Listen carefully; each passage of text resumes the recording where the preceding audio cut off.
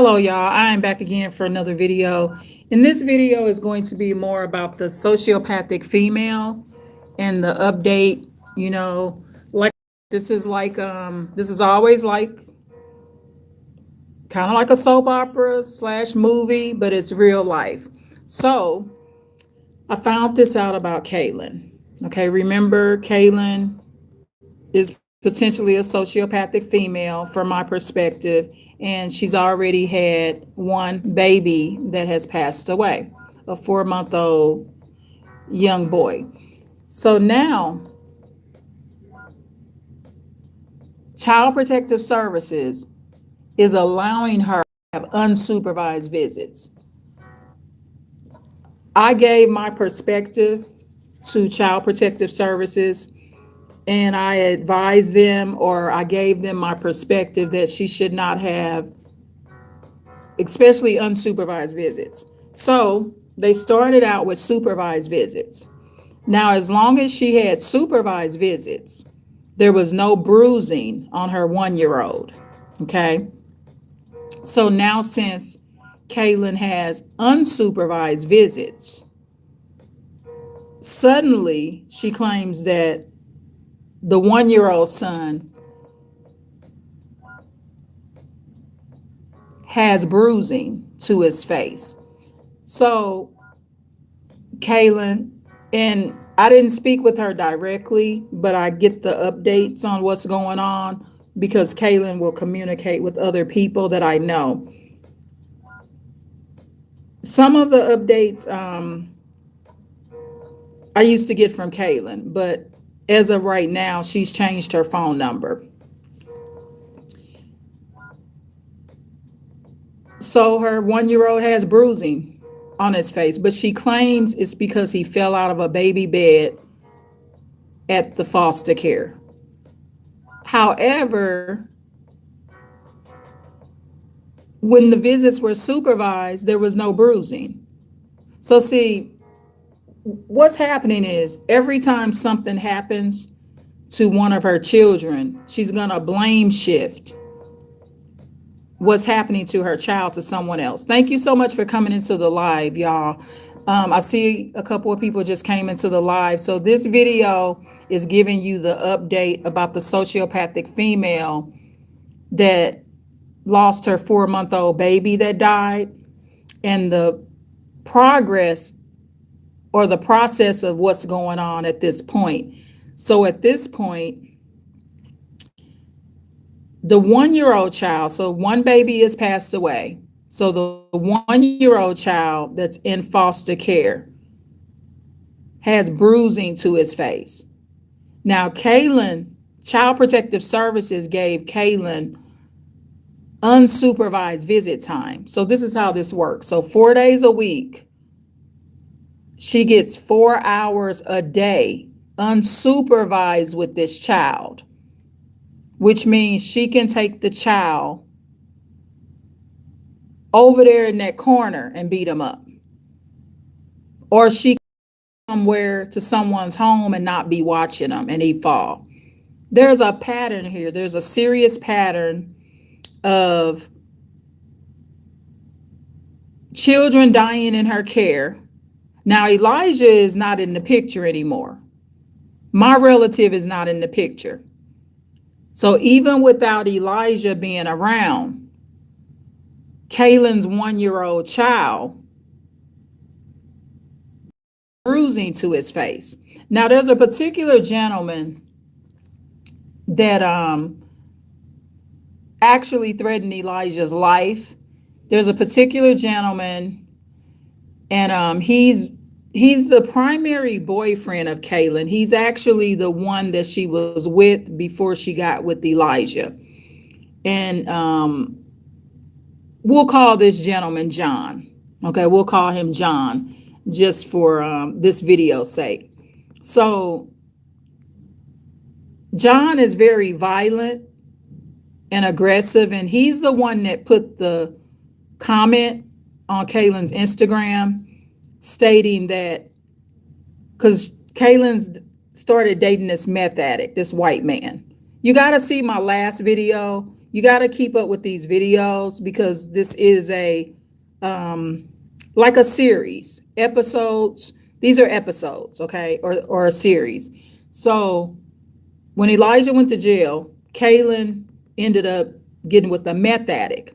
I talked about how soon she moves on after her 4-month-old baby dies, that she says basically, now since her baby's gone, she can sleep at night because she doesn't have to hear her baby cry, her baby that just died. But the problem is the 1-year-old child that they put in foster care, Child Protective Services is dropping the ball and making a major mistake, letting her have unsupervised visits. So because Child Protective Services allows Kaylin to have unsupervised visits, Kaylin can now blame shift things back on the foster care. And see, the thing with a bruise is when you get a bruise, especially for a light-skinned person, actually any complexion, this can happen to. But I noticed for sure for a light-skinned person, you may get like a reddish look, and then you got this horrible looking bruising like a day later, right? So for a light-skinned person, I could fall right now and think nothing of it. And then I wake up purple and blue and all kind of colors. This is for real how this can go. Just from something that just looks a little roughed up. And sometimes it don't have to turn red. I've had scrapes like this where it don't even turn. You be thinking you ain't even hit it that hard. And then the very next day or within 48 hours, you done turned all kind of colors. So the baby's a light-skinned child, which is the 1-year-old Imani. But forget it. I'll use John's real name, Jonah. His name's Jonah, the first boyfriend. This is like basically borderline like Kaylin's pimp. Okay, so Jonah, he has more like a pimp mentality, and he won't settle down with her. It's just every time Kaylin comes back on Jonah's radar, he will abuse her, beat her up and everything. Now, several days after the baby passed away, this pimp, we'll call him a pimp, Jonah, he takes Kaylin to a raid party or a rave party. That's a party where you just do a bunch of drugs and sometimes they have sex or whatever. I'm just learning what this term is. I've never been to a rave party or a raid party, however you pronounce it. I've been to any party like that. I've never been to an orgy. And I'm not judging people that have done that type of stuff. I'm just saying, I'm just going off the description of what a party is. Now, I done been to some toxic parties. It's just when I go to a party, it's limitations. You know, if I go to a party and I see people over there fucking in the corner, I'm out. I just get out the situation. I've been to parties where it's been things that shouldn't be happening. So what I do, I leave. Okay, so I don't know what goes on after I leave. I get up out of there. Okay, so that's just the way I roll and the way I love myself, for real. So with this child, Imani, Kaylin's 1-year-old, the baby has bruising now. And I do not believe it happened at the foster home. But see, the reason Child Protective Services is dropping the ball on this situation is because they're dealing with Kaylin like she's a domestic violence victim. She also suffers from depression. You know, mothers that suffer from depression in this day and age, they unalive and really harm their kids. You got to look at the Deasia, I think it's the Deasia Watkins case. I think it's listed in my playlist. She had postpartum psychosis. So see, the depression, it starts with depression. Then it escalates to something called psychosis, right? And some ladies go into what you call a active psychosis, which it's actually a real mental illness. Watch, go to my playlist and check out the Deasia Watkins case. And I talk about the postpartum psychosis. The videos will discuss the postpartum psychosis. And then there was another lady that unalived her 9-year-old son and her 6-year-old daughter, and she had what you call active psychosis. And studying on psychosis is very interesting to me, especially when it results in a lady unaliving her children. Okay. Now, you also can have what you call a drug induced psychosis. Now, for a drug induced psychosis, normally they will prescribe a antipsychotic medication, even if it's just for a 14-day period. So if it's a drug induced psychosis, some people can have a drug induced psychosis and literally can't even talk or walk. It can get pretty bad, but you have different levels of psychosis. So psychosis is a little strange because as I study on it and tune into those videos, a person can be out of their mind while they're doing even violent things or even a murder during a psychosis. A psychosis is not a psychotic episode. It's a little different. So in a psychotic episode, you may not remember what you did, but when you're in a psychosis, you're out of control. And it's almost like it feels like, or it looks like, not feels like, I don't know what psychosis feels like because I've never had psychosis, but it looks like they're out of their mind and in a trance. They're in a trance-like state, but they still can remember everything they did. So like, for example, with the mother that unalived her 9-year-old son, she stabbed him to death and drowned her 6-year-old daughter. She can remember everything that happened because she was under an active psychosis. They called it an active psychosis, but she was not high or intoxicated. I hope that makes sense. So this is just what I've been studying, and it seems so interesting. So yeah, so Jenny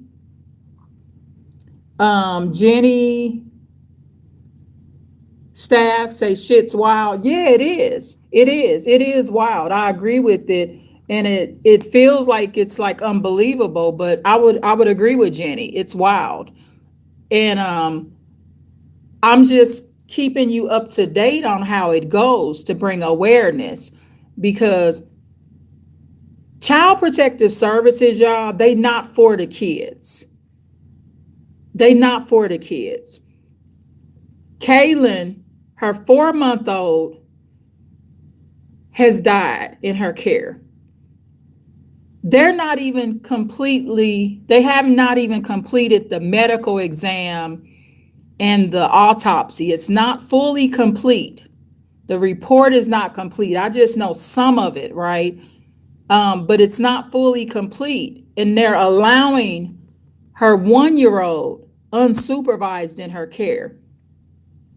They should at least say, well, we're going to give you supervised visits of your 1-year-old until the results come back of the autopsy. So now, from my perspective, Kaylin's lying on the foster care.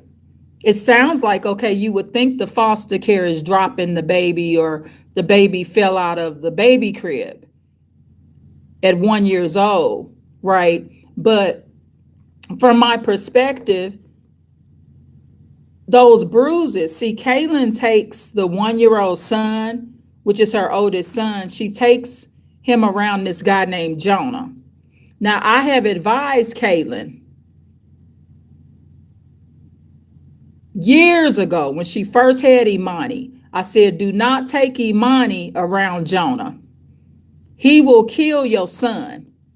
Now, Imani has already, from what I've been told, Imani has already went over to Jonah's one time with Kaylin and came back with some kind of gash in his head. So that's been reported to me as well, that he came back with a gash in his head. And so Kaylin puts her sons in unsafe situations, right? And so there was a question asked. So one of the people that, kind of keeps me up to date on the information, I met her through the phone. She was the one that contacted me and was trying to relay some information and relaying some updates on the case. She was communicating with Kaylin and she had some updates on the case. Now, this particular sister that's giving me some of the information, it's accurate. It's accurate. I wouldn't say I have not found out anything. It's accurate because of this. The sister's actually reading it from Child Protective Services reports and policing reports. So it's accurate because she's only reading to me what the report says. So it's just like if I call you right now, or I start reading a report to you right now, it's accurate because I'm reading it from the report. It's actually coming from the official report. But the sister asked me this. She said, well, you didn't babysit the babies. And I did not babysit the babies because I've explained to y'all back in September of 2024, Kaylin put her aside. Now, you must remember this. Keep this in mind. Don't get so offended when people ask you questions about what you did not do. Thank you, Jenny's staff, for saying facts. Yeah, so Jenny's staff has been keeping up with this story. So what you want to do, people will do this to you. Okay. They'll never ask you this stuff when you are a victim or you're involved in domestic violence.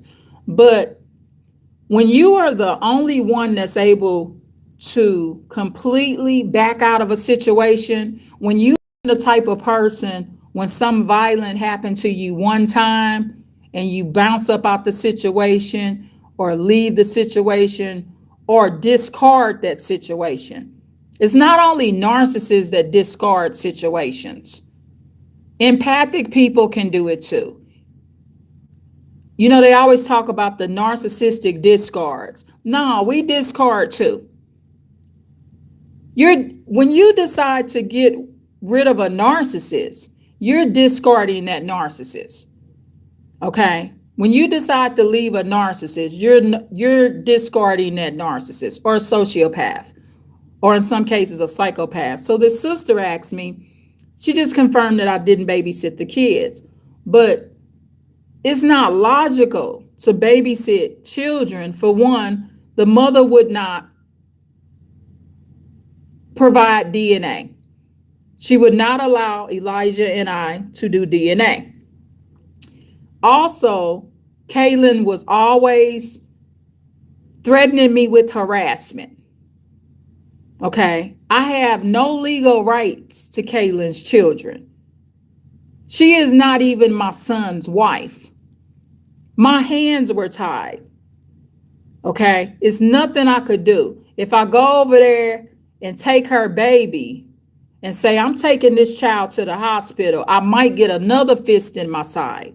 I explained to y'all that in September of 2024, Kaylin put her fist in my side, not a punch. She just laid her fist there, balled her big old fist up. She has a very big fist. Kaylin's fist at that time, because she was so swollen, because she was pregnant, Kaylin's fist is literally 3 times the size of my hand. I have very small hands. I do not have fat hands. My hands are very small and short. Okay. I have very slim fingers and stuff. Not to say I can't do something with these hands now. I ain't say they weak hands. I say they small hands. I could handle and take care of some business with these little bitty fists. Okay. They do a lot. I do know that for sure. But what I'm saying is Kaylin big old fist is 3 times the size of my fist. So when my fist is balled up and hers is balled up, or say when our hands are straight out, her hands were bigger than mine because, like I said, she had a lot of pregnancy weight on her. So she had a lot of water weight. She was swollen. Since that time, she's lost weight. Okay. So when she put her fist in my side in September 2024, I discarded her in that situation. I did not go back around. So this one particular sister, and she's kind. I'm not mad at the sister for asking me this, but the sister that asked me this, she asked me this over the phone. She's younger and she also has had some domestic violence issues herself, okay, with her being on the side of it. So this is the thing. Always remember this. When people ask you questions, try not to take questions so personal. When people ask you certain questions, look at their lifestyle. Okay. So some people are not full of domestic violence themselves. So when you are the type of person and you completely back out of a situation, and I mean completely, you will be judged for it. And this is the thing with these situations. When you're involved somewhat in a situation, and especially when you're dealing with family members, there's this kind of it's subtle. It's not really overtly being said. It's almost like people don't understand that you have a life and you have other stuff to do. So what people will do is they will feel like you should be helping in a situation, and actually that situation is none of your responsibility at all. Yeah, you can help people. It's nothing wrong with it. But logically, if you look at logic and you take your emotions out of stuff, it's not logical to keep a woman kids after she put her fist in your side and her own son is in some sense supporting her behavior. See, I didn't have the protection of my son. At that time, my son was basically down for the girl, if that makes sense. So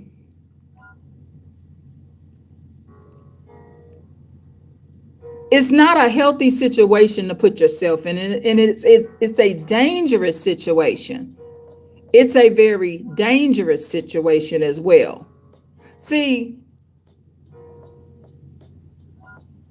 usually when it comes to domestic violence, there is a incident or several incidents or many incidents that work up until that happen before the big violence takes place, which could be the big murder, the big before the final episode of danger takes place. There's a workup to that. And this is true. I've been involved in domestic violence, and there is a process. These things happen before this big thing happens. And so what I've learned is to be strict. Back out when it first starts, especially if you are not the one starting the fight. Now, if I had laid my hands on that girl first and then she hit me back and you want to try to mend something like that, that's different. But when you are not cursing people out, you're not fighting them, and you are not initiating violence against them, you should not entertain the situation again. So the question I was asked was, did I babysit her kids? No, I did not babysit her kids because she had already put her fist in my side and I no longer wanted to be involved. at all. And I don't regret the situation because as this criminal investigation escalates with investigators and detectives involved, I'm clear of any crime. I'm clear of any crime. I even, when Elijah reported to me that the child was eating feces, which is the oldest child, I reported that to the police. So when I knew of any danger that these kids were getting deeper in, I reported it. I called the police, and the police contacted CPS, which Kaylin had already had um, several, up to 8, I think, CPS reports or calls or something to that level. 8 cases, I think, if not more. I just know that I heard of 8. So let me see. Someone said hello. Thank you so much for the like show.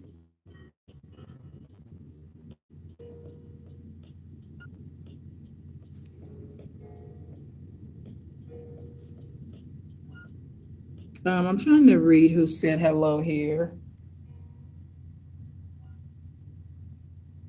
Dane, hello. Thank you so much for saying hello.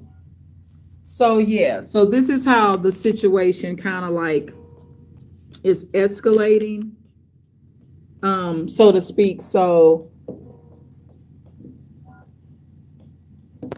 see, Elijah's nowhere around now, and the 1 year old is getting bruised. And I just don't, from my perspective, it's not the foster home doing it. I'm sorry. It's the unsupervised visits that the mother has with Imani. She does not watch the child too. Kaylin, when she parents, my initial advice to her very, very early on was to give her children up for adoption. And it may seem like kind of like a inappropriate thing to say to somebody, but I said it out of pure love. I said it because when I met her, Kaylin, she's very lazy, right? She has depression and she's very lazy. And all she does, every time I saw her, she just sat on her air mattress and didn't move. And I knew it wasn't because she was pregnant she was doing that.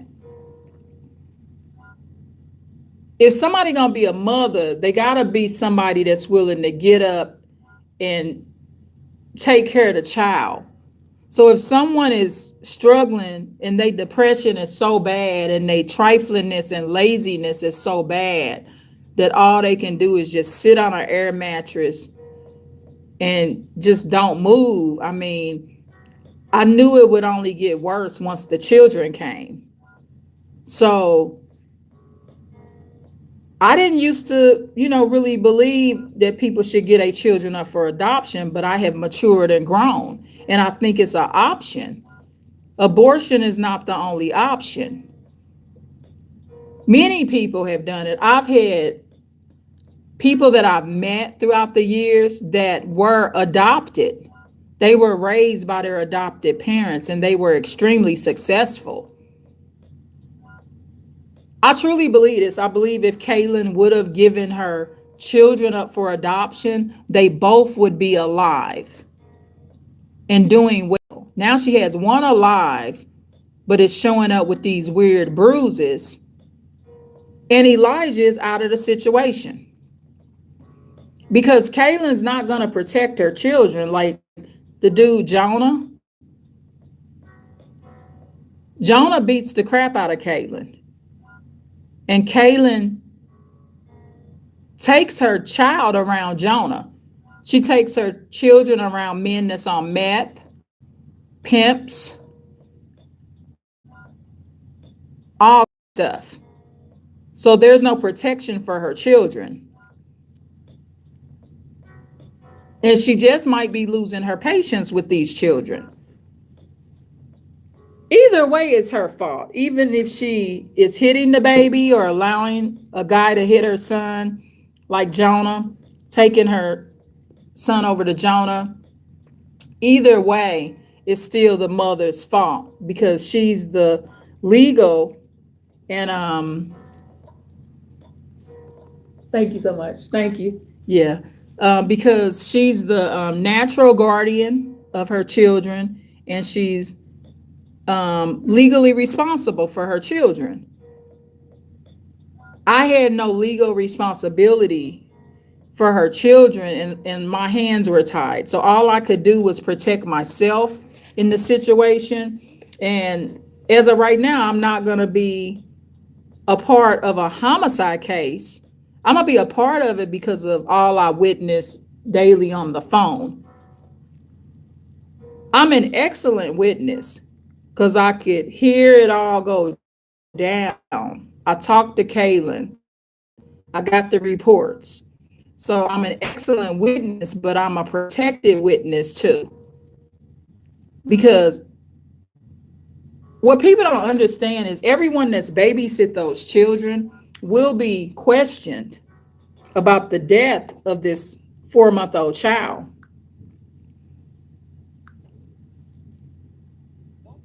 That's why you can't just be babysitting kids. I don't babysit people kids when they're medically neglecting them. If I'm a babysit somebody's kids, they have to be taken very good care of their children. I'm not going to babysit somebody's child and they're not taking good care of the child. So this is what happened. The oldest boy, the 1-year-old, y'all, he got bruises. But Kaylin is blaming it on the foster care.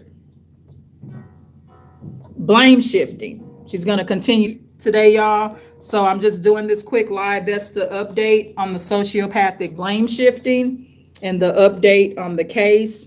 The death case is still being investigated.